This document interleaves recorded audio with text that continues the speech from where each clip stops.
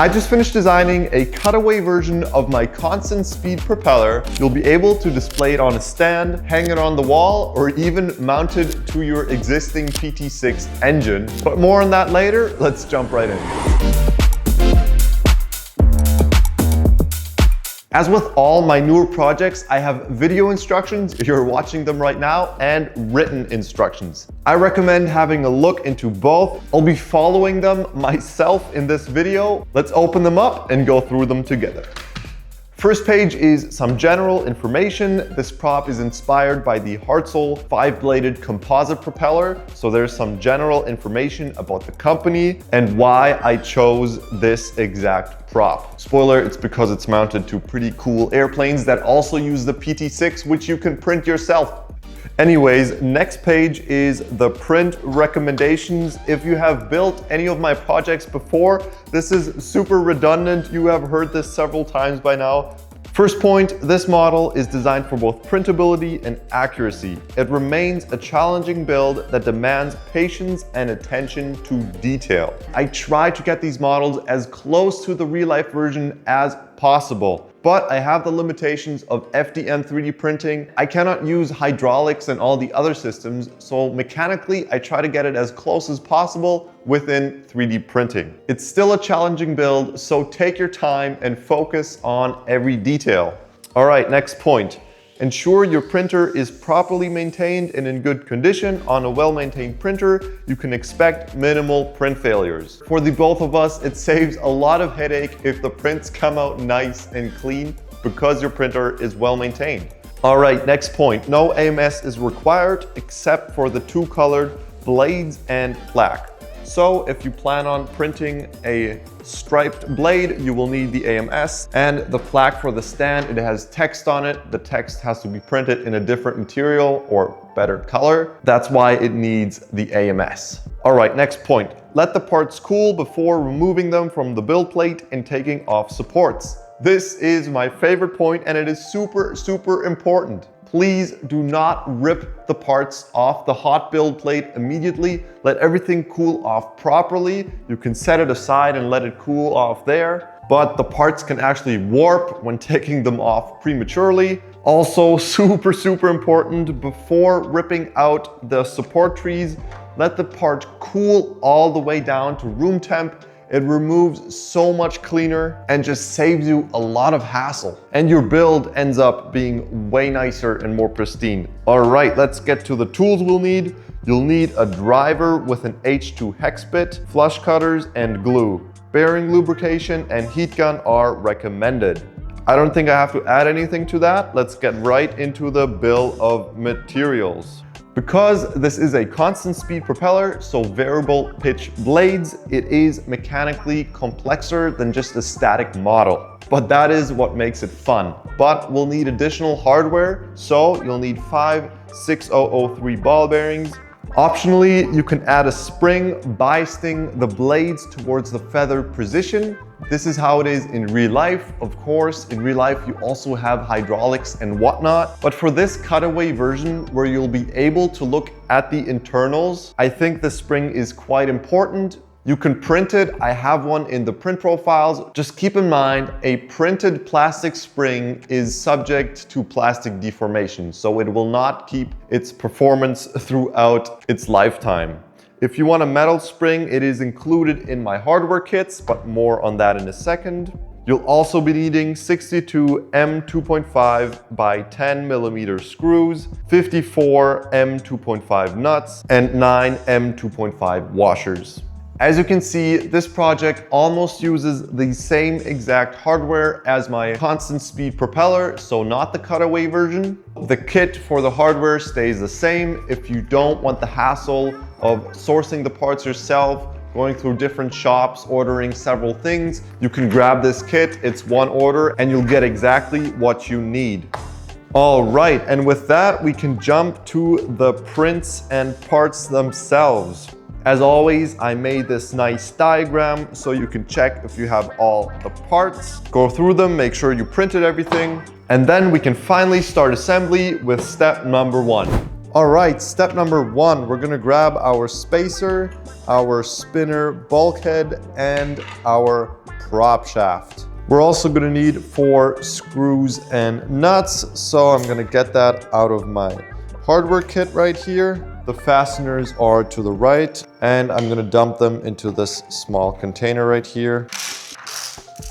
So let's grab 4 screws and 4 nuts. All right, we're gonna grab our spinner bulkhead, take our spacer and push it through these 4 holes right here, just like that. And we're gonna kind of sandwich the spinner bulkhead in between these 2 parts, so the spacer and the prop shaft. And make sure to line up these 2 grooves right here on the spinner bulkhead and the prop shaft. If these are misaligned, the blades will actually hit the ground. So really make sure to line these up. And now we're gonna take 4 screws and tighten this down. So we're just gonna pop one in here. We're gonna add a nut on top of it, and then we start turning. No need to hold on to the nut as it is sunk into the print. And we're gonna do that 3 more times. Okay, this is what it should look like. Line up the groove, and if you have all 4 screws fastened, we can move on to step number 2. We're gonna grab our first hub clamp and 4 more screws and nuts. This step is very similar to the first one. We're just gonna grab our hub clamp and fasten it to the top like this. Again, we have to make sure to line up the grooves. There's a groove on the bulkhead and on the hub clamp, so we're gonna line those up. The nuts sink into the print right here, and the bolts or screws go through the back right there. So I'm just gonna stick a screw down that hole right there. It's gonna poke out the other side. I'm gonna grab the hub clamp and place it on there. Grab a nut and tighten the screw. And we're gonna repeat that 3 more times. Okay, and if this is what it looks like for you, we can move on to step number 3. We can put this aside for now and grab our counterweight ring and the counterweight itself. It's not actually a weight, it is purely aesthetic, but it's crucial for the build. So we're gonna grab 2 more screws and 2 more nuts, and we're gonna attach these together like so. There's a step down in the ring right here, and the curve is gonna go towards that step. And then we have these nut pockets right here. If you have built anything from me before, you know I love to use these. You just insert a nut right there, insert a screw, and tighten it down. And that's it. Easy, right? All right, step number 4, we're gonna grab our stem. This one is super easy. We're gonna take the ring and slide it over the stem like this. We're gonna lock this down using 1 screw. You cannot mess this up. If you turn things around, these holes do not line up anymore, so we can only do it in 1 correct way. Take the screw, insert it a little bit, and then just start tightening it down. Important is to go all the way until you feel a good amount of resistance. Obviously, don't strip the plastic, but it should be quite hard to turn right there. If things are loose right here, you have to tighten this screw down more. This is pretty tight and everything is solid. Perfect, on to step number 5. We're gonna grab our pitch knob and our retention ring, put those aside. We're gonna grab 3 nuts and 3 screws, and also 1 of our bearings. There's some VCI paper in here and 5 of our 6003s. We're gonna grab 1 of those, and then we're gonna take our stem, take our bearing, slide it over the stem just like that. Then we're gonna take our retention ring. It is grooved, so it will only go on in 1 configuration. If I try any other, it will not go on. So you cannot mess this up.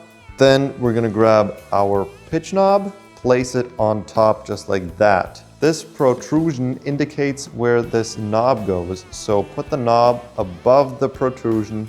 We're gonna place a nut into this pocket just like that, and then add a screw through the top. Tighten it down a little bit, not too much yet, and do that 2 more times. Okay, if all 3 screws are on there and the whole thing is a little bit loose still, we can really make sure that everything is lined up and then tighten it down. We do not want these screws to come loose, so really tighten them down well. All right, this is what it should look like. And if you have a look at the instructions, it says repeat the last 3 steps 4 more times. So we're simply gonna build 4 more of these. I'm gonna do that right now, and I'll see you in a second when I assembled all 5 of these. All right, we're back. We're gonna set these aside for now. And then for step number 6, we're gonna grab our fork and our center shaft. Super simple. Take it like this, take the fork, slide it over, lining up these 2 holes, just like that. We're gonna take a screw, insert it through the holes, and tighten it down. Make sure it's really tight, don't strip the plastic, and it is 1 part now. On to step number 7. This was fast. All right, we're gonna grab our hub clamp and our 5 assembled stems. We're gonna take the stems, specifically the bearing, and push it into these grooves right here, just like that. Do that all around for all 5 of them. For the next step, I recommend having them falling towards the left all around, or counterclockwise. And on to step number 8. This one gets a little bit tricky. We're gonna grab our fork and center shaft. The goal is very simple. We're gonna try to insert all of these knobs right here into the forks. Now for this, we're gonna have to line them up nicely. Again, we have grooves right here on the fork and a groove on the hub clamp in there. We're gonna line those up. That is very important. And now let's get to inserting this fork. Set it on top for now as such. Then we're gonna twist our pitch knobs, or the stem, and insert the knobs into the fork 1 by 1. So I'm just gonna go around and do this for every single one. And things might come apart, things might slide back out again. That's okay, we're simply gonna insert it back. But once you have all 5 pitch knobs in the fork, you can push down the fork and all of them are inserted just like that. This is the mechanism that creates the variable pitch for the blades. Okay, on to step number 9. We can put this aside for now, and we're gonna grab our second hub clamp and the cylinder. We're also gonna grab 4 nuts and 4 screws. And this one is quite simple again. We're simply gonna attach the cylinder to the hub clamp like this. So I'm gonna insert a screw and push it through the hub clamp just like that. I'm gonna place a nut on top of it and start tightening it down. Obviously, line up the cutouts, please. And we're gonna repeat this 3 more times. I'll see you in a second. All right, this is what it should look like. This is perfect. And we're gonna move on to step number 10, where we're gonna combine these 2 things. We're gonna grab 4 screws, nuts, and washers. And we're gonna take our second hub clamp with cylinder and place it on top. Now it is very important again that you line up these grooves. There's a groove on the second hub clamp right here, and on the fork right here, and also the bulkhead. And we're gonna line those up and slide the hub clamp onto the other hub clamp. We're gonna push these 2 together like this. Then we can pull the shaft upwards, putting the fork in its upward position, giving us access to the clamps right here. We're gonna take a screw with a washer and push it through the 2 clamps. We're gonna add a nut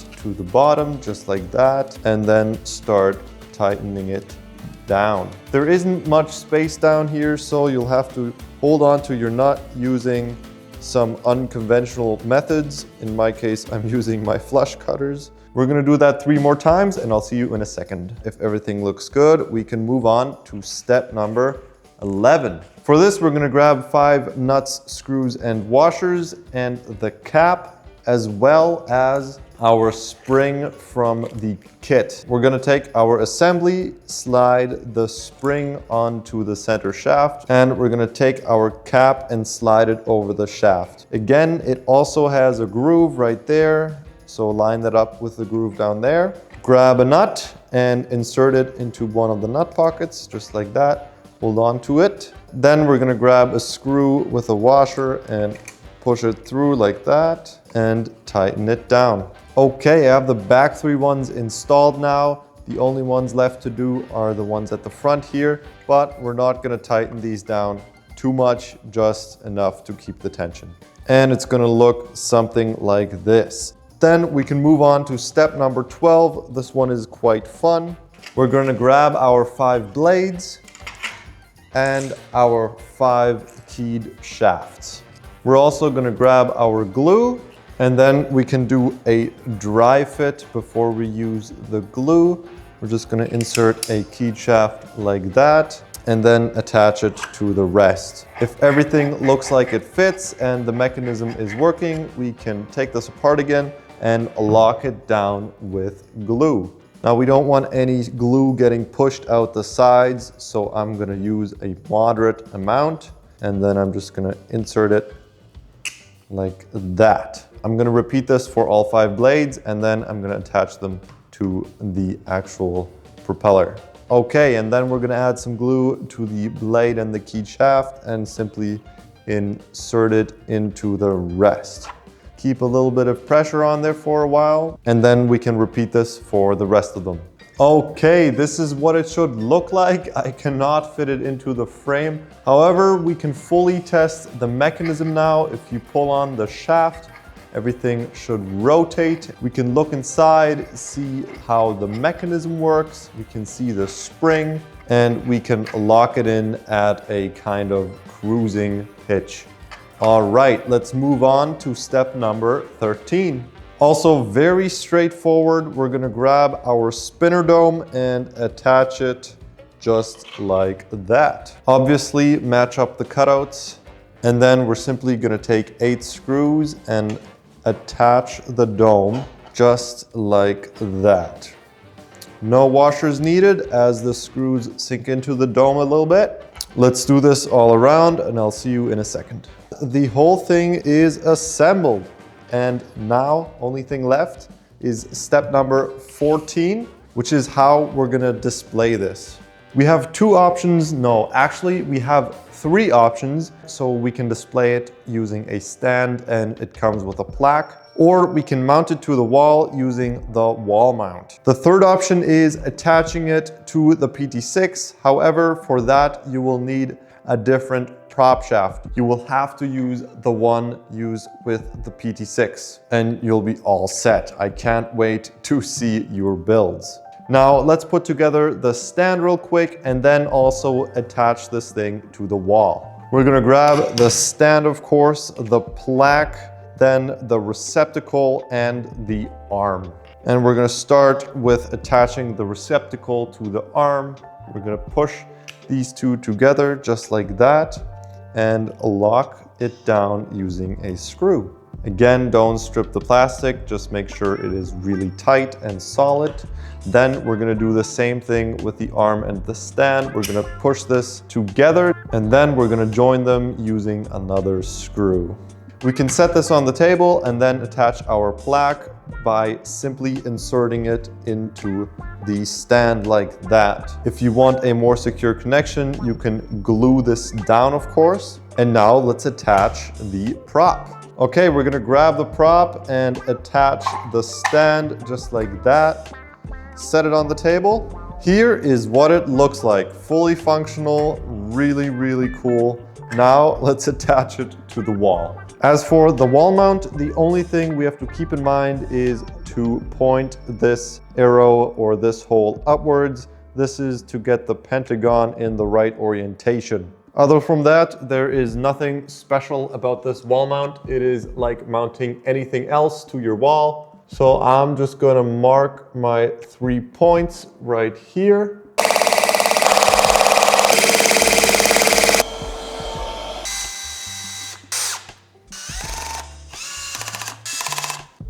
Now let's take the propeller off the stand and attach it to the wall. Ta-da! Now the reason why this is a pentagon is actually to always have the blades in this configuration. So you can turn this one step like this, and the blades again have this perfect angle, this time with the cutaway pointing more sideways down or all the way down if you have it mounted all the way up somewhere, and all around like that. I like mine right there. And of course you can adjust the pitch and even leave it in this configuration if this is what you prefer, or change it up once in a while, whatever. And yeah, that's it. All right, I hope you enjoyed building this as much as I did. Sorry for the overexposure here, but this is the prop we just built. I have that one on the stand, and my prototype prop, this is my first prototype, is hung up on the wall right there. Pretty sweet. I hope you have a fantastic day, and I'll see you for the next project in the next build. Peace.